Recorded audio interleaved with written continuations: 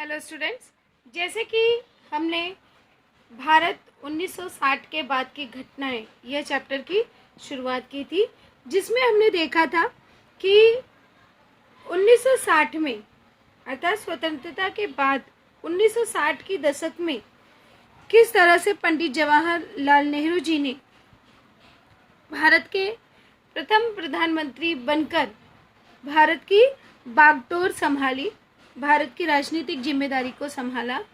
उसके बाद उनकी मृत्यु के पश्चात लाल बहादुर शास्त्री जी ने भारत की बागडोर संभाली, और जब फिर उनकी मृत्यु हो गई तो उनकी मृत्यु के पश्चात बाद में श्रीमती इंदिरा गांधी, जो कि राजीव गांधी की पुत्री थी, तो वह जो है भारत की पहली महिला प्रधानमंत्री बनकर उन्होंने भारत की बागडोर संभाली 1960 के दशक में।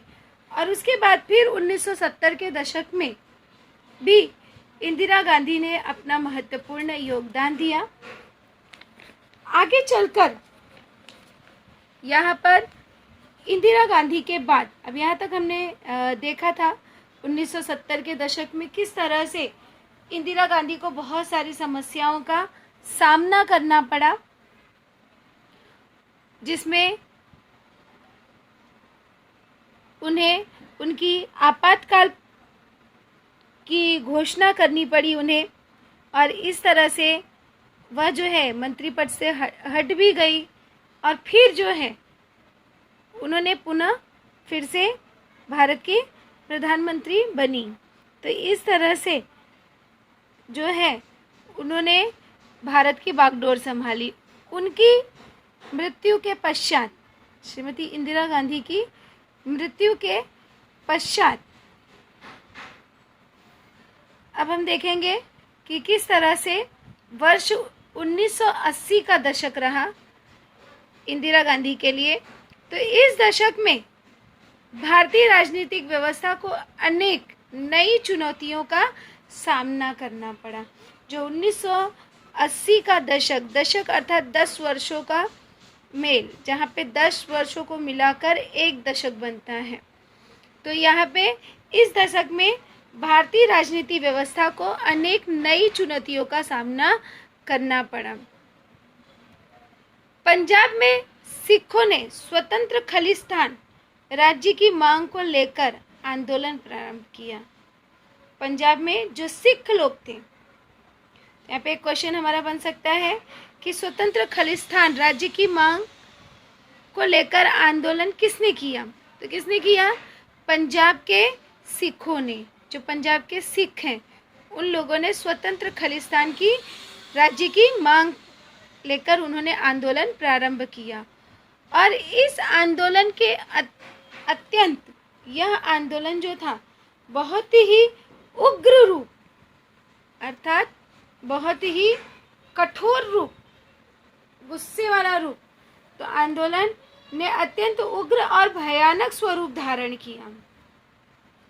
वास्तव में इस आंदोलन को पाकिस्तान का समर्थन प्राप्त था। जो ये खालिस्तान का युद्ध, खालिस्तान का आंदोलन प्रारंभ किया गया, तो यहाँ पर पंजाब के जो सिख थे उन्हें भी पाकिस्तान, आप जानते हो कि एक पंजाब हमारे भारत में है, एक पंजाब जो है पाकिस्तान में है, तो बंटवारे के पहले सब एक ही था। तो यहाँ पर जो लोग थे उन्हें पाकिस्तान का समर्थन प्राप्त था।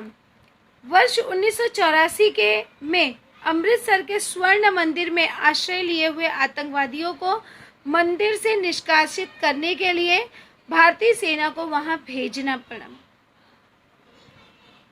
तो यह घटना जो है 1984 की है कि 1984 में अमृतसर का जो स्वर्ण मंदिर है, हमारे भारत में जो पंजाब है, तो वहाँ पर अमृतसर का जो स्वर्ण मंदिर है वहाँ पर कई सारे आतंकवादी छिपे हुए थे, तो उन्हें भगाने के लिए भारतीय सेना को वहाँ पर भेजना पड़ा।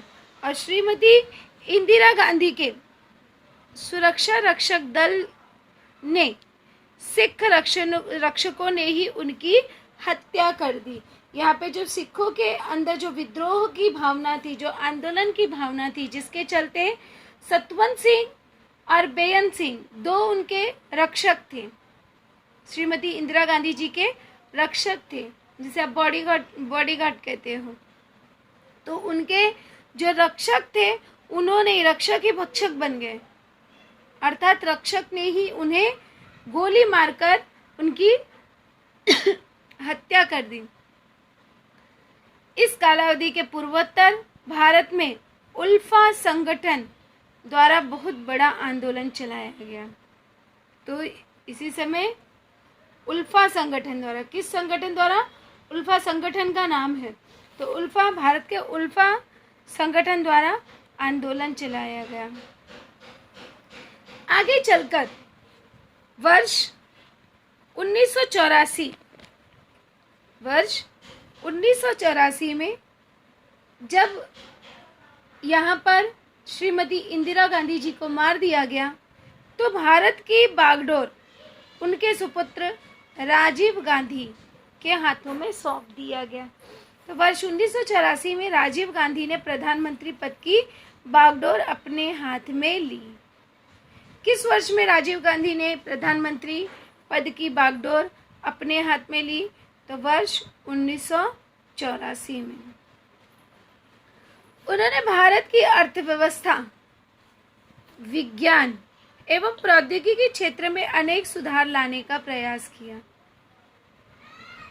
यहाँ पे हमारा एक वाक्य का क्वेश्चन बनता है कि श्री राजीव गांधी जी ने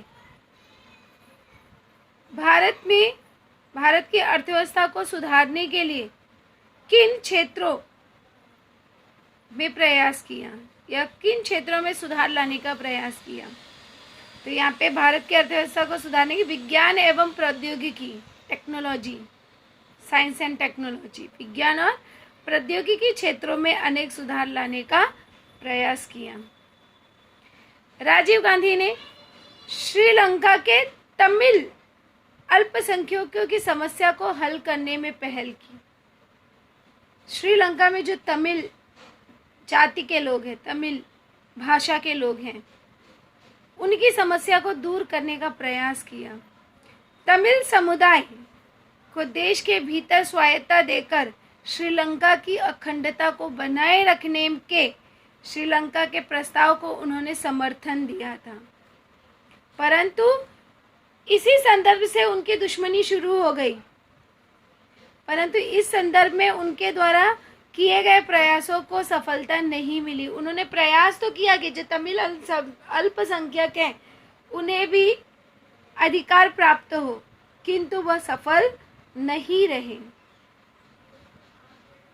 रक्षा सामग्री को लेकर और विशेष रूप से बोफोर्स कंपनी द्वारा दूर तक मार करने वाली तोपों की खरीदारी के मामले में हुए भ्रष्टाचार के कांड में उनकी कड़ी आलोचना हुई।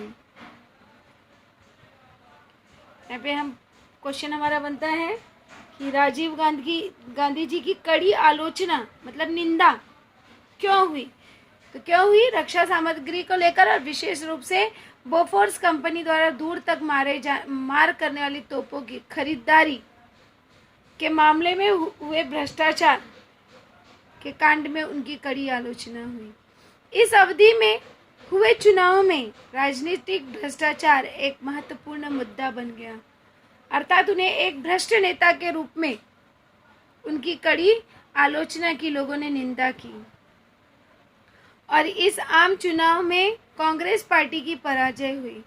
उसकी पराजयता का प्रमुख कारण था कि उन्हें जो है भ्रष्टाचार के कांड में सम्मिलित पाया गया। इसके बाद अलग अलग दल इकट्ठे हुए और जनता दल के विश्वनाथ प्रताप सिंह भारत के प्रधानमंत्री बने। अब राजीव गांधी जी के बाद राजीव गांधी जो कि भारत के 6वें प्रधानमंत्री थे, और राजीव गांधी का विवाह एंटोनिया माइनो से हुआ जो कि इटली की नागरिक थी, और विवाह के बाद उन्होंने अपना नाम बदलकर सोनिया गांधी रख लिया। इनका रियल नेम था एंटोनिया माइनो। अब अभी सोनिया गांधी से परिचित ही हैं। इनके 2 बच्चे हैं, राहुल गांधी और प्रियंका गांधी। तो यहाँ पर जब कांग्रेस पार्टी हार गई तो इसके बाद फिर से जनता दल ने विश्वनाथ प्रताप सिंह भारत के अगले प्रधानमंत्री बने। उन्होंने अन्य पिछड़ा वर्ग के लिए आरक्षण नीति निर्धारित की। अब यहाँ पे हम क्वेश्चन पूछ सकते हैं कि विश्वनाथ प्रताप सिंह ने कौन सा कार्य किया।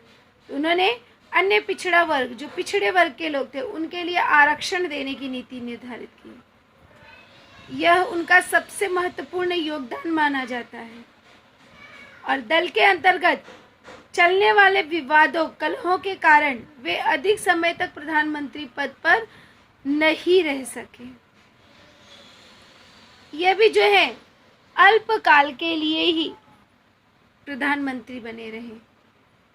उसके बाद वर्ष 1990 में चंद्रशेखर भारत के प्रधानमंत्री बने। अब चंद्रशेखर भी उनका भी जो कार्यकाल था, उनकी सरकार भी अल्पकालीन रही। अल्पकालीन मतलब कम समय के लिए रही। और वर्ष 1991 में एक बहुत ही बड़ी दुर्घटना घटित हुई कि वर्ष 1991 में चुनाव के प्रचार के दौरान श्रीलंका के लिट्टे, ये जो जिनके लिए वो श्रीलंका में गांधी जी, राजीव गांधी जी लड़ रहे थे, तो श्रीलंका के लिट्टे संगठन का नाम है लिट्टे संगठन ने राजीव गांधी की हत्या कर दी। 1980 के दशक के अंत में जम्मू और कश्मीर में असंतोष की भावना का प्रारंभ हुआ। वहां पर जम्मू कश्मीर में, जैसे कि हम जानते ही हैं, अभी भी वहां पर हो ही रहा है, वहां चलने वाली आतंकवादियों की गतिविधियों ने कश्मीरी पंडित को वहां से भाग जाने के लिए विवश किया। कई सारे कश्मीरी पंडितियों की वहां पर निर्मम हत्या कर दी गई। यह समस्या अत्यधिक गंभीर बनती गई और अब इस समस्या ने आतंकवाद का स्वरूप धारण कर लिया है। इसीलिए हम देखते हैं कि अभी भी कश्मीर में आए दिन आपको युद्ध की होते दिखाई देता है। अब हम देखेंगे कि वर्ष 1991 के बाद जो है भारत में क्या परिवर्तन हुआ। विश्व और भारत के इतिहास में वर्ष 1991 महत्वपूर्ण परिवर्तन का वर्ष रहा।